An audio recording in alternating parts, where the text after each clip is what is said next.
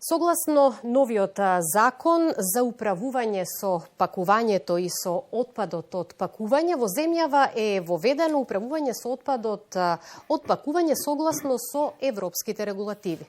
Целта е да се минимизира негативното влијание на амбалажниот отпад врз животната средина и да се промовира одговорен однос на компаниите кон амбалажниот отпад, со тоа возможувајќи секако и поквалитетен живот за сите. На оваа тема разговарам со мојот денешен гостин Ико Бардаровски, менаџер за грижа на корисници Пакомак. Добар ден и добре дојдовте. Добар ден и добро ве најдов во ова попладневно издание на програмата на македонската телевизија. На самиот почеток морам да истакнам дека Пакомак е прва македонска компанија која што во Република Северна Македонија го воведува светскиот тренд во селектирање и рециклирање на амбалажниот отпад. И морам да истакнам дека културата на селектирање и рециклирање на амбалажниот отпад е нешто за што треба да се работи континуирано. Што велат вашите резултати во работењето? Пакомак како организација која што е одговорна за управување со отпадот од пакување и во чиј што систем членуваат повеќе од 900 компании кои што дели со своите производи испуштаат отпад од пакување на пазарот, се занимава и го организира овој систем веќе 12 години. Ние на почеток искуствата ги црпевме нормално од понапредните земји, бидејќи членуваме во две организации кои што ги обединуваат овие компании. Гледавме како тоа се прави во една Германија, во една Шпанија, во една Норвешка. И како што кажавте, почнавме тоа да го имплементираме и тука во нашава земја. Како оди тоа имплементирање и тоа искуство од странските земји кај нас, на домашен терен? Тоа имплементирање и во странските земји не било лесно. Секако да. Меѓутоа, предноста е таму што кога ќе одлучи државата дека треба нешто да се имплементира, тоа мора да се почитува и тука нема отстапки. Конкретно, например, кај нас има добар закон за управување со отпад од пакување, меѓутоа, според нас, фали доследна имплементација и она што премалку го гледавме на вашите прилози, за дивите депонии кои што никнуваат на секаде, дека некој треба конечно некогаш да плати казна за нешто ако не соодветно направи.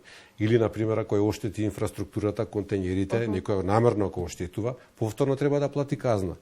Ја до сега немам слушнато дека некој платил казна за такво некое намерно оштетување.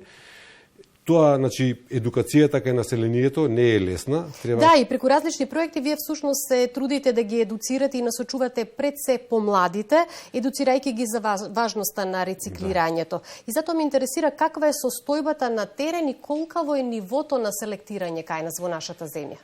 Па во нашата земја ние правиме постојано истражување кое е нивото на едукација на населението, бидејќи една од задачите на Пакомак е покрај тоа што да го организира системот на собирање, да става контењери за селективно собирање на отпадов, инфраструктура не ја викаме, и да го едуцира населението, бидејќи треба да знаете кој отпад во каде се фрла. Правиме разни едукативни проекти, 12 години веќе инвестираме во едукацијата, населението го прифаќа начинот на селекција на отпадот, сака да биде едуцирано.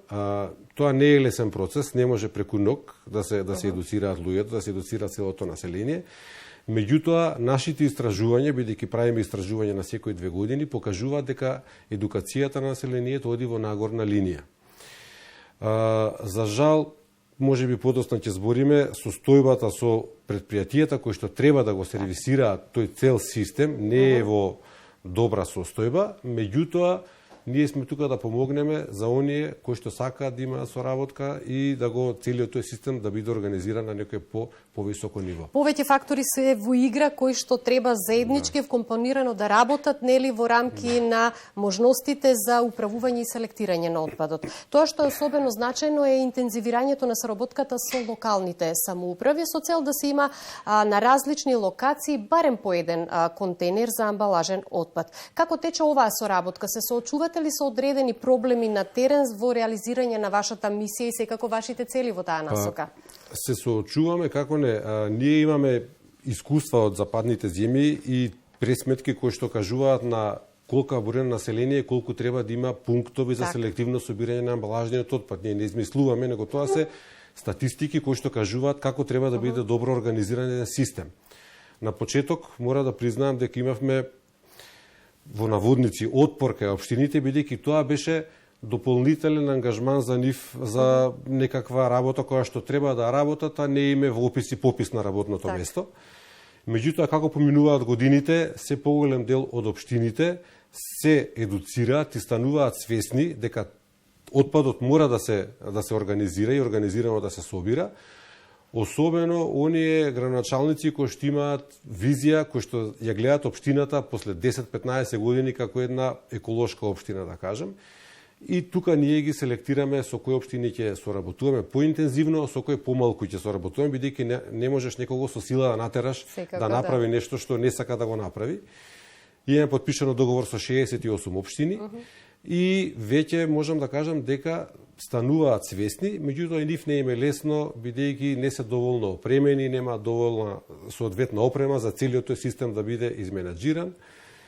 Така да тоа е еден спор, мако трпен процес, меѓутоа нема откажување, мора да се работи активно на надминување на проблемите.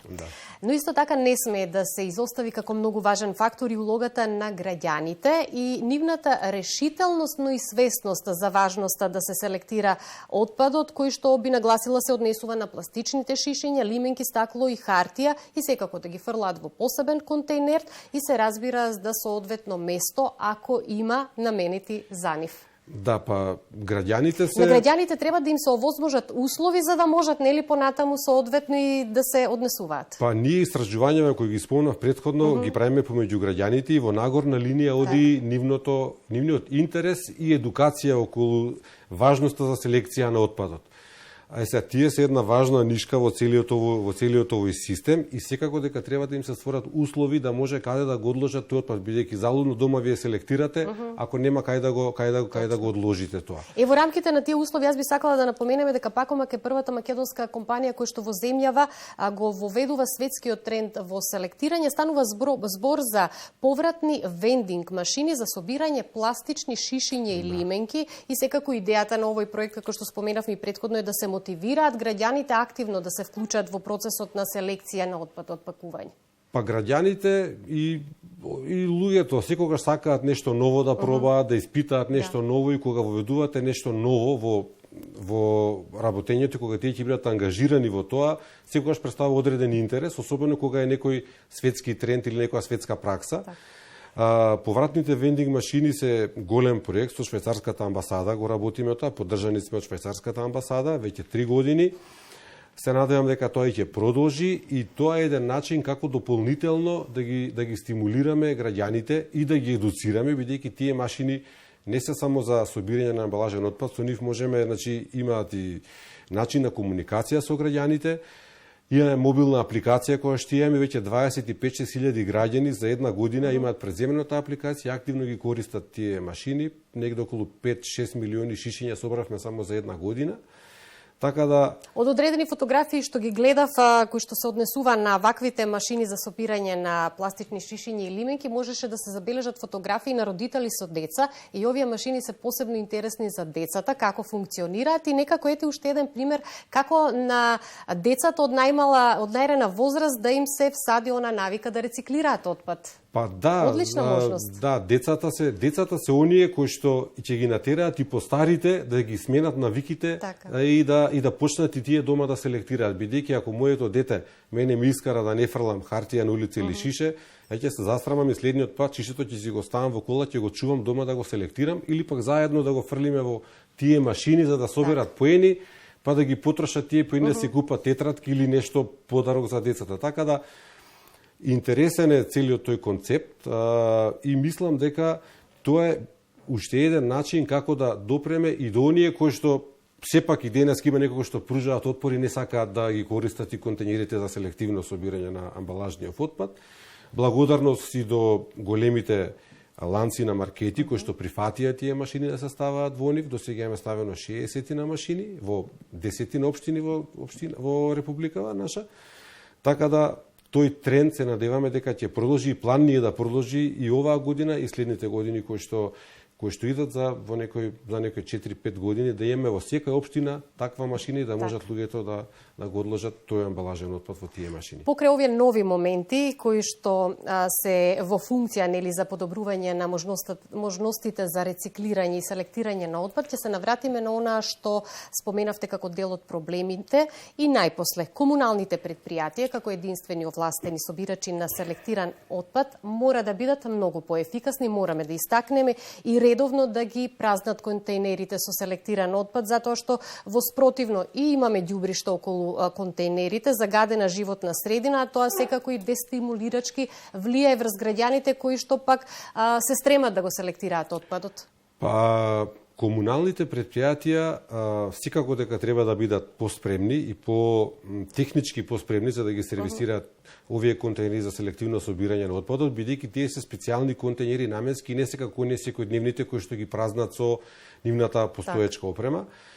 Отпадот од пакување опфаќа негде околу 30% од отпадот кој што ние го генерираме секојдневно, така да кога во една компанија вие имате 30% специфичен тип на производ, вие мора да имате посебно оделение кое што ќе се занимава со тој тип на отпад и посебна опрема за тоа.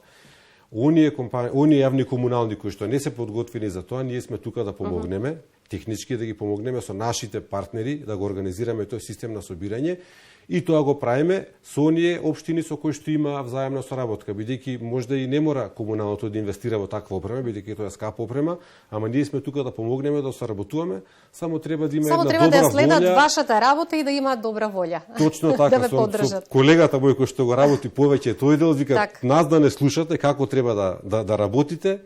Вие ќе бидете градоначалник, им кажа на градоначалниците доживотно, бидејќи ќе го решите проблемот со отпадот во вашата општина, а тоа е едно од многу важните прашања кои што населението и го гледа со мала желба и ентузијазам може многу лесно да се реши само ако се има добра волја и визија. Во претходните прилози пред разговорот ги погледнавме примерите со несоодветно фрлање на смети отпад од страна на граѓаните и дивите депони кои што секојдневно ни никнуваат и уште еднаш потврдуваме важноста на селектирањето на отпадот и неговото рециклирање, затоа што рециклирањето всушност значајно ја намалува количината на отпадот кој што се складира во депониите. Апсолутно, во западните земји тие што се во оние земји кај што овој закон функционира веќе 40 на години, на депонија завршува само инертен отпад. Тоа се градежен шут, цигли, песок и такви. Значи на депонија не завршува никаков амбалажен отпад, сето тоа се собира и се преработува, се рециклира. Органскиот отпад исто дополнително се преработува, од него се добива електрична енергија. Така да со овие регионални центри за депонирање кои што ги планира нашата држава да ги имплементира, многу ќе се олесни тој начин на функционирање и дури тогаш ќе бидат приморани и општините да се групираат без разлика од какви политички партии се, за да работат заеднички за тие центри за депонирање да го прифатат нивниот отпад, соодветно да биде третиран без разлика дали е пакување, дали е органски отпад, дали е овој инертен отпад. Така да во западните земји нема вакви депонии како што гледавме, нити пак депонии како што функционираат во нашата држава. Таму се селектира и се преработува и отпадот се користи како ресурс за нешто дополнително се добие од него. На крајот од нашиот разговор мораме да споменеме дека во организација на Пакомак во тек е традиционалниот награден конкурс Trash for Art 2024 година. Зашто станува збор, објаснете ни накратко, кој може да се пријави, колку време ќе трае, дали ќе има наградени, кој што се ќе добие? Па тоа е еден традиционален конкурс кој што го организираме веќе 12 години од самото основање и постоење на Пакомак. Тоа е конкурс со кој што ги анимираме, има 3 категории, има градинки категорија, има училишта и индивидуалци. Сите категории и возрасти се опфатени. Сите оние кои што имаат некаква визија, идеја, креативност во себе може да изразат преку отпадот да направат некакво уметничко дело и да добијат соодветна награда. Целта на тој конкурс е да се покаже дека отпадот има некаква додатна вредност и може да се реупотреби за нешто дополнително кое што во иднина ќе ни користи во нашето секојдневие, например да направат сакси од шишиња и така натаму. Секоја година пристигнуваат по 200-300 дела од различни градинки и училишта, се гледа дека децата и индивидуалците напорно работеле и биле многу креативни и ги наградуваме, значи соодветно има награда за прво место, за второ, за трето. И децата тој месец живеат, творат со наставниците, со класните раководители, се за тоа, значи да направат 100% едукативно поуспешно, и корисно. Да, за деца од 7 до 77 години. На крајот само ќе заклучиме дека само со одговорен однос кон амбалажниот отпад ќе се минимизира негативното влијание врз животната средина и секако ќе се овозможи поквалитетен живот за сите. Па така е, затоа што ние треба да бидеме оние кои што ќе си ја сакаме животната средина, околината и државата, бидејќи оваа држава и ова место кај што живееме не е од денес за утре, треба да се грижиме, да имаме околу себе и околу нас чиста животна средина за нас и нашите поколенија. Ви благодарам многу за гостувањето. Дознавме многу корисни информации од вашето работење и се гледаме во некоја наредна прилика. Ми беше задоволство. Ви благодарам и вас за поканата.